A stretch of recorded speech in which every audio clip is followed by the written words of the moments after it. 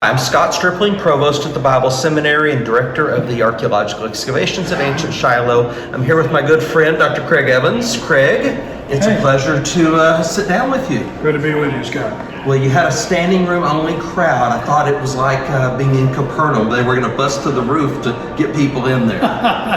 Well, no one did come through the ceiling, so I got through it okay. Well, we have people standing guard. The topic's so interesting, and people just love to hear about the relationship between Bible and archaeology. Yeah, they really do. And what I was talking about, one thing was positive. The archaeological evidence, in fact, does really clarify a lot of things, support a lot of things that the New Testament says. But also, you know, archaeology can be mishandled. Yeah, that's right. And that's how I began. I wasn't trying to trash the legacies of a couple of well-known scholars, but to misappropriate the archaeology, get the chronology all messed up in different eras. It would be like, I suppose, when you're an archaeologist, you're careful with your stratigraphy. That's your chronology as you work your way down. Can you imagine going in with a rototiller first and completely scrambling? Yeah.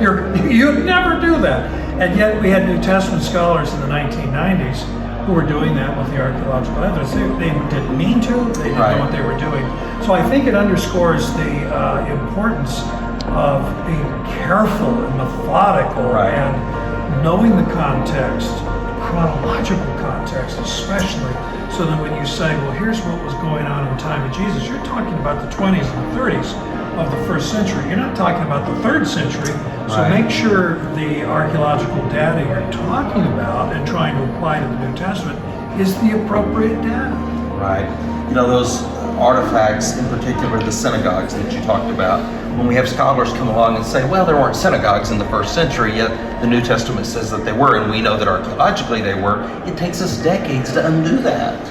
Yeah, and one of the big takeaways, this is why I encouraged people to read Rick Bonney's recent work, is that there was an intensity of Jewish devotion in the first century, and that would include especially Galilee. Synagogues that were being built, stepped immersion pools, mikvot, and other artifacts that attest to the devotion for the historic, ancient Jewish faith. Right. And that actually stopped after 70. And the archaeological evidence shows it's the opposite of what some scholars have assumed. It's like, oh, well, they didn't get serious about their faith and start building synagogues till after the temple was destroyed. Actually, that's wrong. That's wrong. You know, Craig, it's gotten a lot worse since the internet has come about. And you and I just co-wrote an article that comes out today in the Near East Archaeological Society Bulletin, and we're here at the NES meetings, so we're looking to see our article in print today, hopefully. But talk about the internet going wild with conspiracy here. Did you know that the temple wasn't really on the Temple Mount? Well, I seem to remember Arafat saying it was in, somewhere else in the West Bank. Well, yeah, so we've got temple deniers, and then we've got mythicists. Relocators. We got a bunch of stuff going on. The crowd that we're sort of targeting in this are the revisions. So just want to tell folks a little bit about our new article and why that's important. Yeah, I think it is important because there are a few sources from antiquity that are just vague enough and idealistic enough that maybe you can make the case that the temple was really a little bit down the hill and perhaps located over or adjacent to the Gilman Spring. Sure. And of course the motivation is, in a way, it's almost admirable. The motivation is to make peace with angry Muslims and say, well, you can have the Temple Mount because the Temple Mount wasn't there. The temple is down here, which you guys don't care about, and everybody, it's an ecumenical nirvana. But it's a historical distortion, and it's a complete disaster in the analysis of the archaeological evidence. And we had to write that. Well, it's grown to the point where we've got millions of evangelicals who were influenced by YouTube videos and So we sort of had to get it out there to set the record straight. Well, we do, because on the one hand, you have mythicists and radical skeptics, and they want to say Israel didn't even have a history in this land. There never was a kingdom. There never was a temple. And so they're arguing that there never was, it was even there. Right. And then you have well-meaning evangelical scholars. Oh, of course Israel has a history. And of course Jerusalem was Israel's capital city. But the temple was somewhere else. The temple was down the hill somewhere else. So it's a complicated mess with people coming at it from all different angles. So we had to look at all the relevant evidence and say, what does it really show? So we went through the literary evidence, we went through the archaeological evidence, and the biblical record. So hopefully that'll set the record straight, and we'll see. I hope so. Yeah, and we're going to work on a popular version of it too.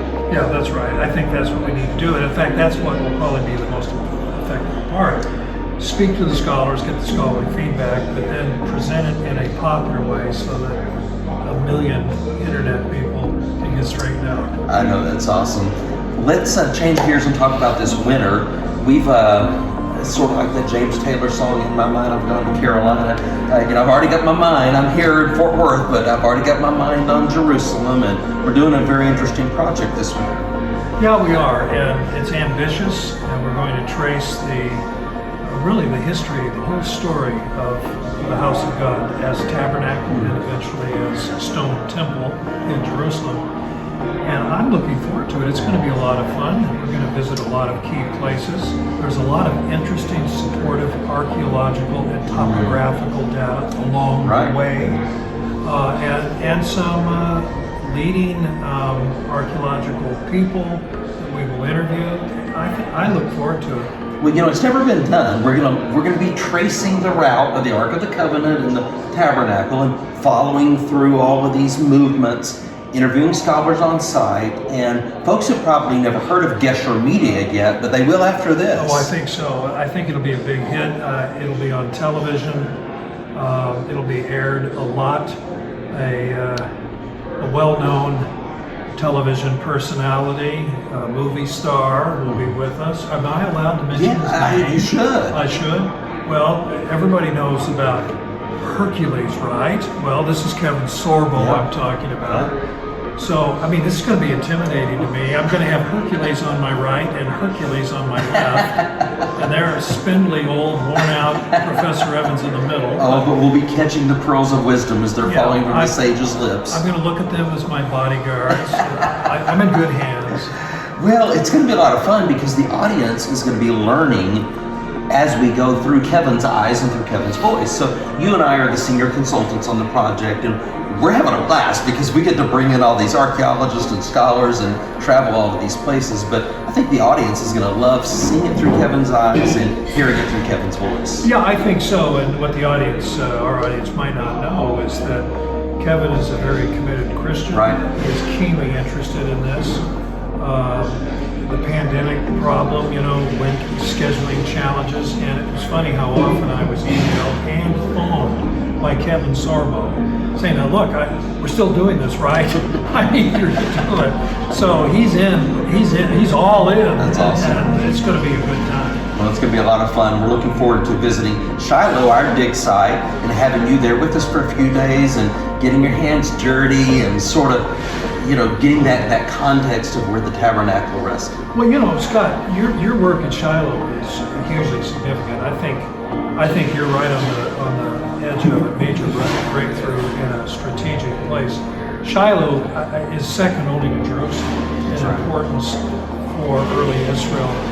And if you're able to confirm that, what the tabernacle was in fact here, and here are sacrificial bones from that, even reaching back to the time of Samuel or earlier, that's going to be huge. And I'm glad we're going to be there. I'm glad the cameras will be rolling, and that'll become part of this very important documentary.